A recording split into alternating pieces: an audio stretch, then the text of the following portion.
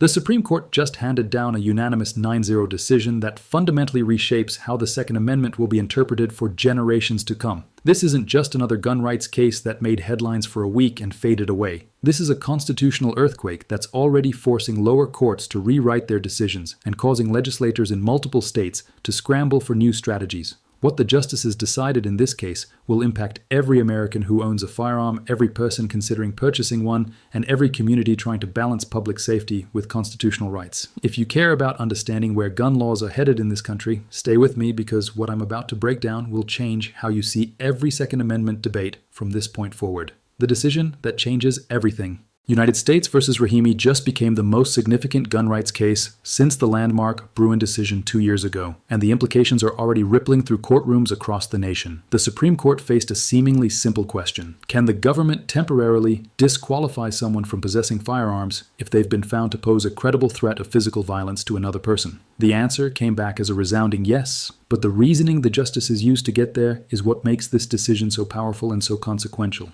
This was a unanimous decision. Let that sink in for a moment. In an era where the Supreme Court is deeply divided on nearly every major constitutional question, all 9 justices agreed on how to apply the Second Amendment in this case. That means the most conservative members of the court stood alongside the most progressive members and said with one voice, "This is how we interpret the constitutional right to bear arms."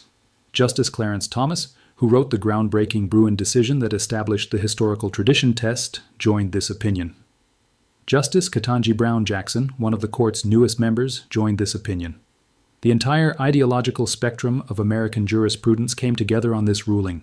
But here's what most people are missing about what just happened. The court didn't just decide one case about one person under one specific type of restraining order. They provided a comprehensive framework for how every gun law in America should be evaluated going forward. And that framework just clarified years of confusion that's been paralyzing lower courts since Bruen came down. The framework that just got crystallized.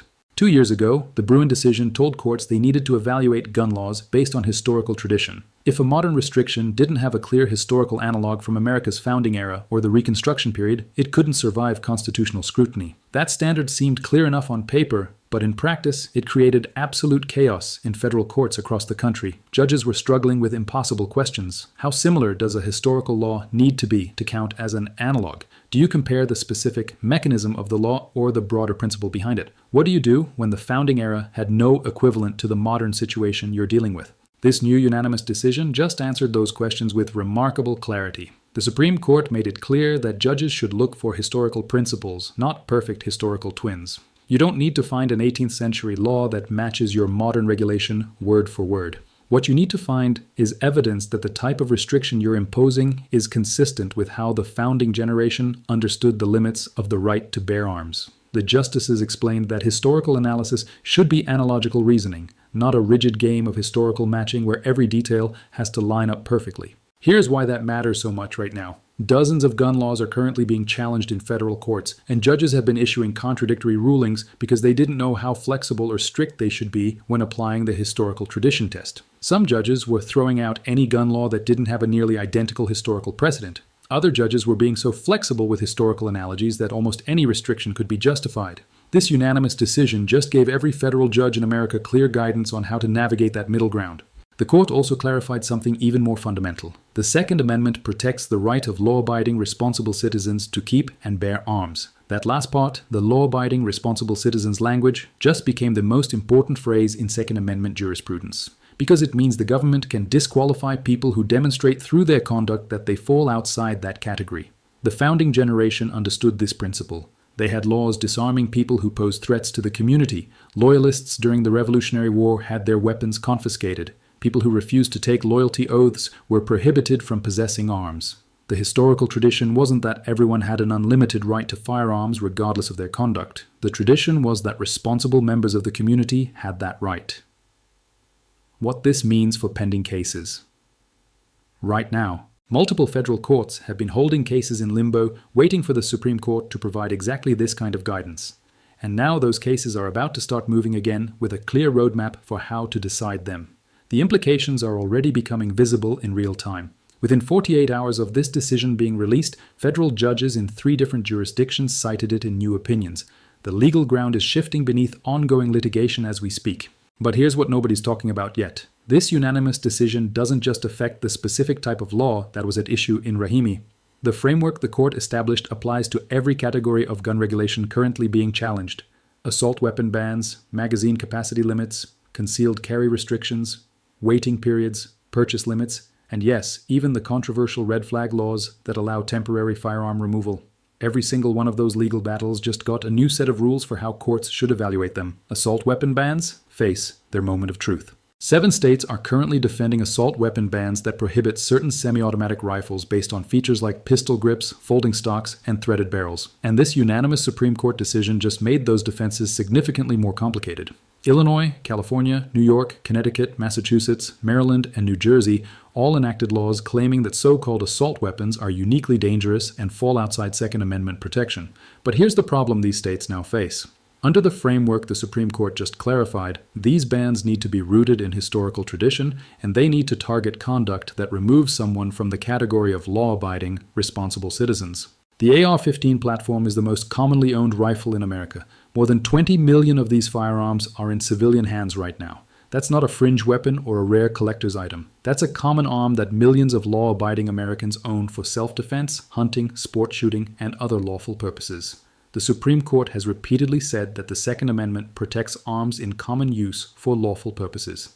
That principle was established in the Heller decision back in 2008, and this new unanimous ruling just reinforced it by emphasizing the law-abiding, responsible citizen standard. States defending assault weapon bans have been arguing that these firearms are disproportionately used in mass shootings and that their military-style features make them unusually dangerous. But this new decision complicates that argument in a fundamental way. The question isn't whether a firearm could potentially be misused by someone with criminal intent.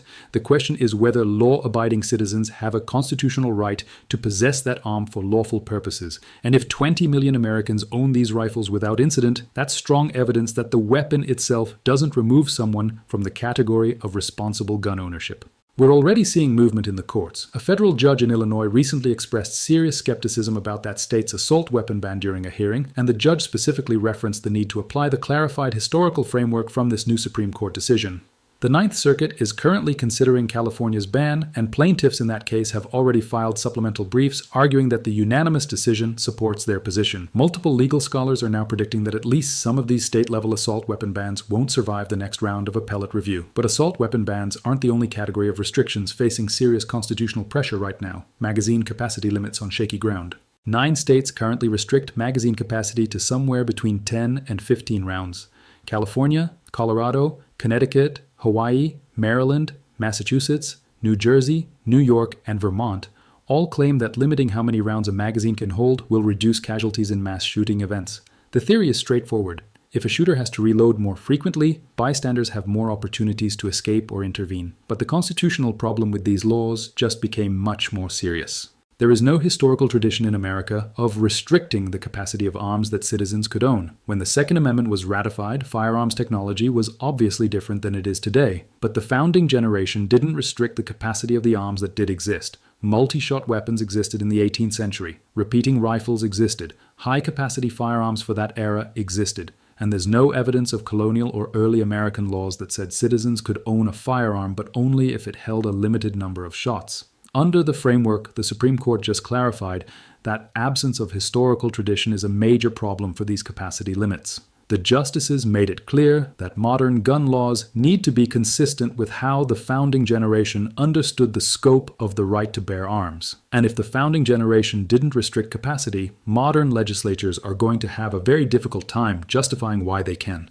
Add to this the emphasis on law-abiding, responsible citizens. A person who owns a 17-round magazine for their handgun or a 30-round magazine for their rifle isn't automatically less law-abiding or less responsible than someone who owns a 10-round magazine. The capacity of the magazine doesn't determine the character or conduct of the person who possesses it. Millions of Americans own standard capacity magazines and never commit any crimes with them. That's exactly the kind of lawful use by responsible citizens that the Supreme Court just said the Second Amendment protects.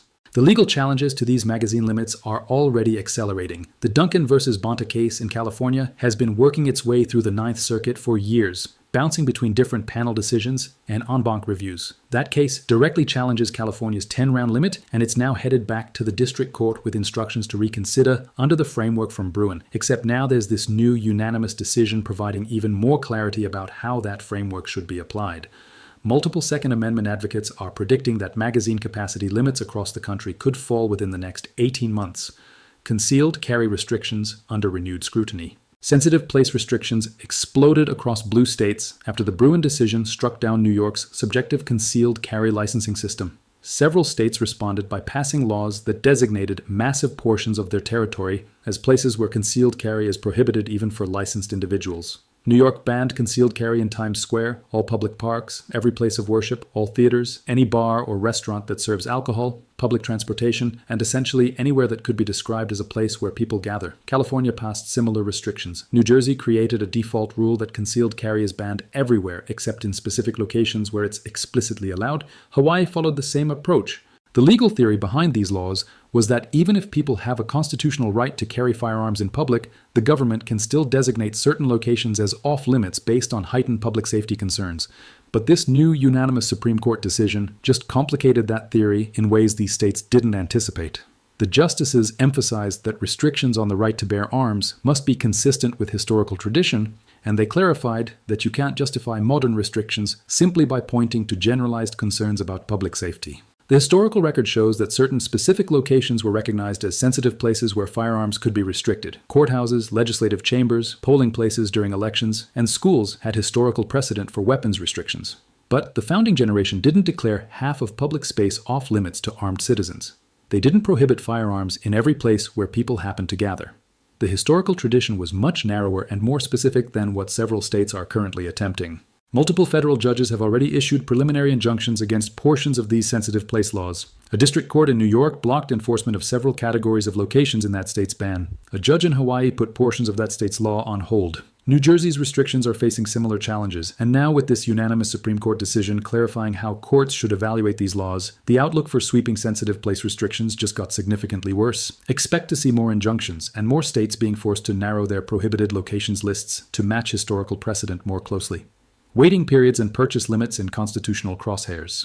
10 states currently impose mandatory waiting periods between when you purchase a firearm and when you can take possession of it. The theory is that forcing people to wait several days will reduce suicides and crimes of passion by creating a cooling-off period. California makes you wait 10 days. Hawaii requires 14 days. Illinois has 72 hours for long guns and 24 hours for handguns. Rhode Island, Florida, and several other states have similar restrictions with varying time frames. 4 states go even further and limit how many firearms you can purchase within a certain time period. California, Maryland, New Jersey, and Virginia all restrict handgun purchases to 1 per month, claiming this will reduce gun trafficking and straw purchases where people buy firearms to illegally transfer them to prohibited persons. But here's the constitutional problem that just became much more acute. There is no historical tradition of waiting periods in America. For the vast majority of this nation's history, you could walk into a store, select a firearm, complete the transaction, and leave with your purchase immediately. These waiting periods are modern inventions created in the 1970s and later. They have no roots in the founding era. They have no precedent in the Reconstruction period. Under the historical framework the Supreme Court just clarified, that's a fatal problem. The same issue applies to purchase limits. There was no tradition in early America of telling citizens they could only purchase 1 firearm per month, or that they had to wait between purchases. The founding generation would have found such restrictions completely foreign to their understanding of the right to keep and bear arms. These are 20th century policy innovations, not constitutional traditions. Now add the law-abiding, responsible citizen framework from this new unanimous decision. A person who wants to purchase multiple firearms in a short time period isn't automatically suspicious or dangerous. Maybe they're a collector, acquiring several pieces for their collection. Maybe they're purchasing firearms as investments. Maybe they're buying gifts for family members. Maybe they received an inheritance and want to purchase several specific models they've been researching. The act of purchasing multiple firearms doesn't remove someone from the category of law-abiding, responsible gun owners. We're already seeing these laws come under increased legal pressure. A federal lawsuit in California is directly challenging that state's 10-day waiting period, and the plaintiffs just filed an amended complaint citing this new Supreme Court decision. A separate challenge to 1 gun a month restrictions is working through the Fourth Circuit. Multiple legal organizations are preparing additional challenges to these laws in other jurisdictions. The consensus among Second Amendment litigators is that waiting periods and purchase limits are among the most vulnerable gun restrictions currently on the books. Red flag laws enter uncharted constitutional territory. 21 states have red flag laws that allow firearms to be temporarily confiscated from individuals based on allegations that they pose a danger to themselves or others. These laws, also called extreme risk protection orders, let family members, law enforcement, or in some states, even employers or school officials petition a court to remove someone's guns before that person has been charged with any crime. In many states, these orders can be issued initially without the gun owner being present at the hearing, meaning your firearms can be seized based on someone else's testimony before you have a chance to contest the allegations. This new, unanimous Supreme Court decision doesn't directly address red flag laws, but it establishes principles that will inevitably shape how courts evaluate them. The justices emphasize that the Second Amendment protects law-abiding, responsible citizens, and they upheld the government's ability to disqualify people who demonstrate through their conduct that they pose a credible threat. But here's the tension. Red flag laws remove firearms based on predictions and allegations about future conduct, not based on actual criminal convictions or formal adjudications of mental illness. The constitutional question becomes, what level of due process is required before the government can temporarily strip someone of their Second Amendment rights?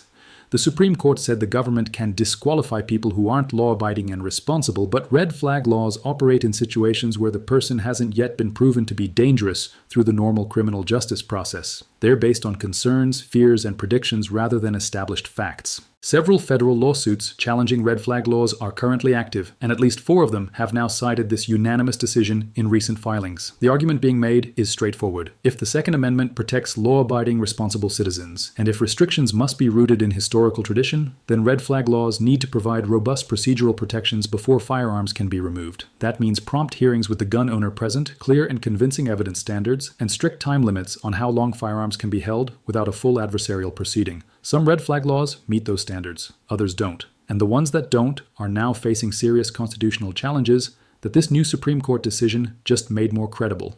This issue is almost certainly heading back to the Supreme Court within the next few years, and when it does, this unanimous ruling will be central to the analysis. What comes next? This 9-0 decision just provided the clearest guidance on Second Amendment interpretation that we've had in years, and the next 12 to 18 months will determine which state-level gun restrictions survive and which ones fall.